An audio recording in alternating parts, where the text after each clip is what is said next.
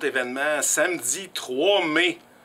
David Terrien, créateur de Martin le Ninja et co-créateur, mon ami et moi, on a créé Pierre et la Pierre, sera ici de 1h à 16h samedi, te rencontrer, jaser de ses projets en ce moment et signer tes livres. Puis pourquoi qu'on l'a invité, Dave? Parce que... Écoutez.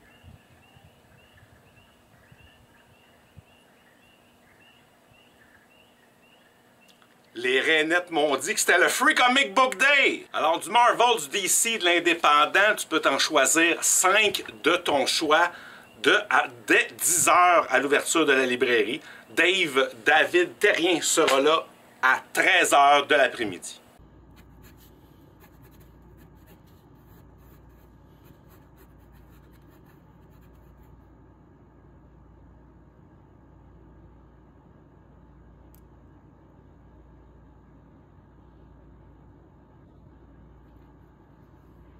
Des affaires le fun en français dans 2 registres complètement différents.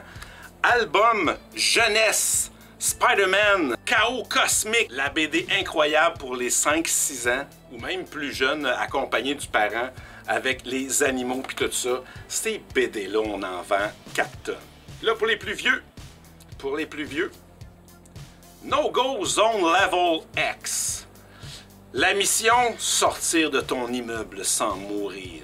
Avec une jeune femme qui est dans son appartement, puis là, il y a une créature dans l'immeuble qui tue du monde, ça arrache des têtes, puis des bras, puis là, t'essaies de te sauver. Genre l'affaire de même. Oui, monsieur. Oui, monsieur. Oui, monsieur. Puis c'est cute, d'habitude, tu sais, les bandeaux comme ça en papier, ils se défont tout le temps. Eux autres, ils disent, ça sert à rien.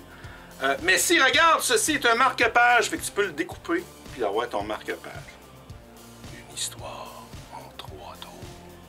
Côté américain, les trade paperbacks de Saga, volume 12, sont rendus up-to-date, en même temps que les comics réguliers.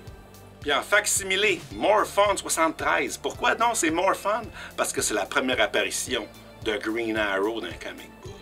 Là, ben oui, je suis allé marcher dans le bois, là, 2 semaines, puis il y avait des petites zones inondées, puis j'ai entendu les rainettes à ce moment-là. Ça m'a prouvé que le réchauffement climatique est en cours. Non, c'est pas scientifique zéro, c'est juste que j'ai commencé à faire les Free Comic Book Day, gros party avec le chapiteau, tout ça depuis 2002, je fais ça, puis je grossissais ça tous les années. Là, on reprend ça tranquillement. Cette année, on donne des comics, puis on a un dessinateur. Mais avant, c'était le gros party, puis je faisais la